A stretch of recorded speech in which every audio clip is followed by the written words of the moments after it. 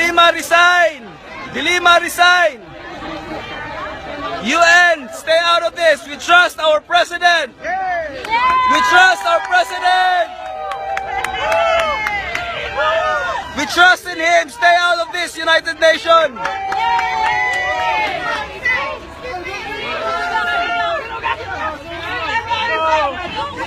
United Nations, stay out of this. We trust our president. Resign, Dilima.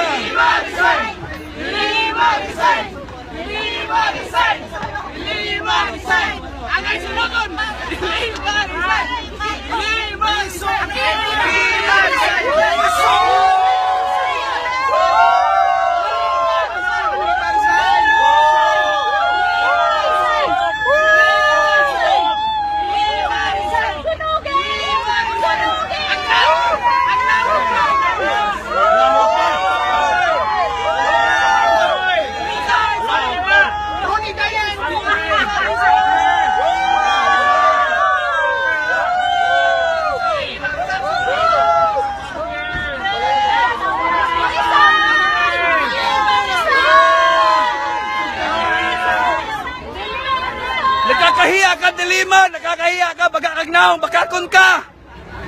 Makakon na liar, evil. Liar! Dilima, liar! Traitor!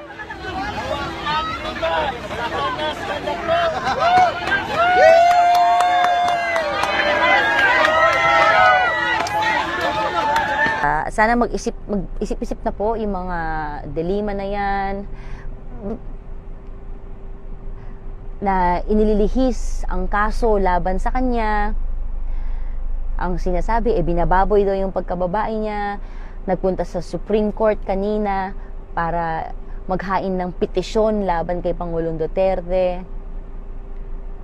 Ano po yun Ano yun? Publicity stunt, palabas na naman po para mapag-usapan po kayo ng international media. Nagsama pa kayo ng human rights group, women's group.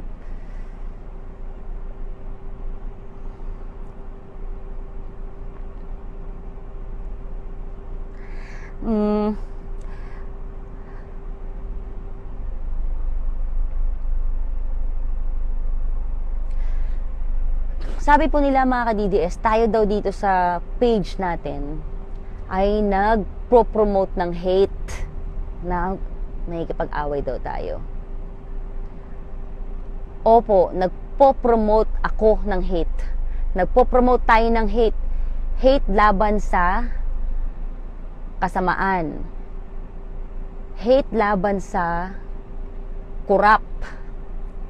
Hate laban sa mga oligarchs na nangaapi ng ordinaryong Pilipino. Yun ang pinopromote natin dito. Hate laban sa kasamaan ng mga gustong solohin ng kayamanan, kapangyarihan ng buong Pilipinas.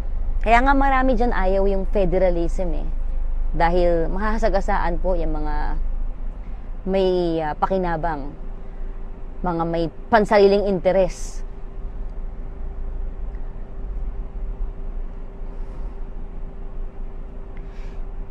Imbis na, sabi ni Edward S. Yuahe, imbis na kritisismo sa Presidente Duterte ay ipanalangin na lamang ang kanyang kalusugan. Saka bigyan siya ng karunungan ng Diyos sa kanyang pangunguna sa ating bansang Pilipinas dahil Diyos naman ang nag-establish ng gobyerno. Tama po kayo, Edward S. Yuahe. Kailangan po talaga nating manalangin. Nagkakaisa po tayo sa pakikipaglaban, sa pag-iingay, sa social media. Mga ka-DDS, magkaisa rin po tayo sa pananalangin. Dahil sabi nga po, di ba sa Biblia, meron pang kanta ito if my people will humble themselves and pray, I will heal their land.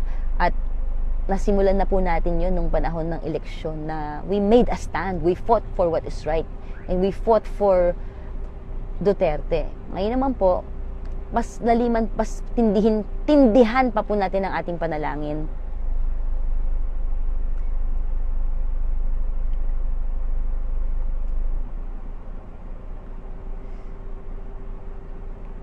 Siya nga po pala mga ka-TDS, abangan po yung aking first article sa Philippine Star sa Tuesday. So far, hindi pa naman nila binabawi yung pag-alok sa akin na maging contributor. Abangan po ninyo, bukas na yon. Bukas na po yon.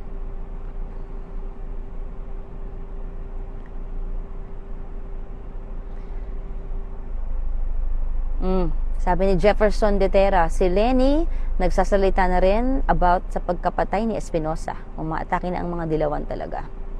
Ayun po mga ka-DDS, salamat po sa pagsama sa akin. We need the power of prayers po. Importante po na uma-action tayo. Basta always remember mga ka-DDS, when you work, you work. When you pray, God works. So, manalangin po tayo. At syempre, faith without works is dead. So, samahan din po natin ng aksyon yung ating pananampalataya at panalangin. At ang importante po, wala pong bibitaw. Huwag po tayong manlalamig sa pagmamahal po sa ating bayan.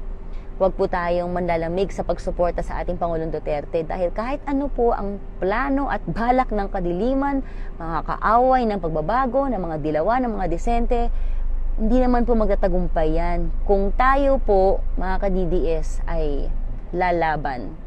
Sa pamamagitan ng pagiging aktibo sa social media, ipinaglalaban ang tama, ipinaglalaban ang ordinaryong Pilipino, ipinaglalaban natin ang Pangulong Duterte, at higit sa lahat, tayo po ay patuloy na nananalangin. Dahil po laging mananaig ang katotohanan at ang kabutihan laban sa kasamaan at kadiliman. Kadelima. Salamat mo mga ka-DDS. Maging matapang pa po tayo. At I love you.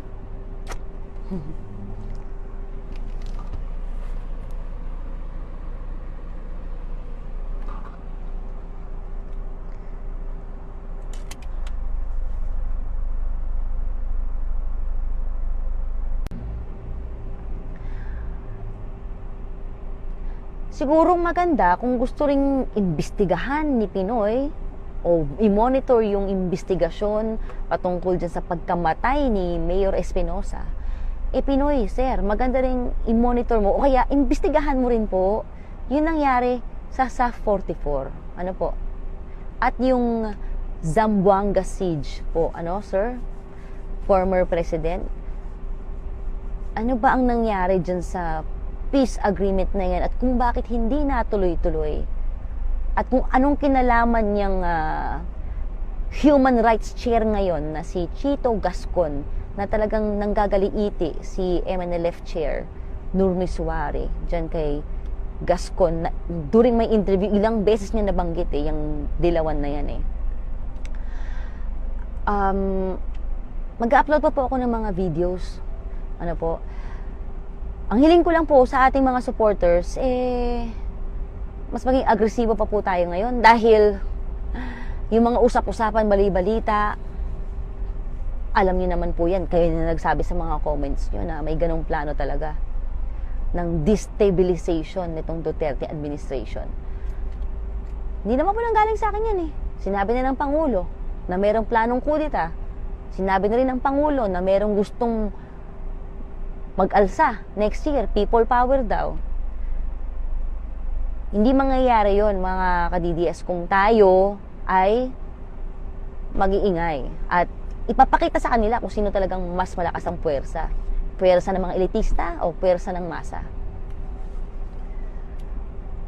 Hindi sila makapaghantay 6 na taon na bigyan ng pagkakataon ang ordinaryong mamamayang Pilipino na mapagsilbihan sa pamamagitan ni Pangulong Duterte. Gusto nila sila lang ang namumuno sa bansa natin, isang pamilya. 'Di ba? Yan ang sabi ni Chairman Nur Miswari na they don't like federalism which is already in the offing. Meaning, nakikita na yung changes pero gustong bumalik ng mga oligarchs na to sa kapangyarihan dahil gusto nila sila ang humawak ng kayamanan ng Pilipinas.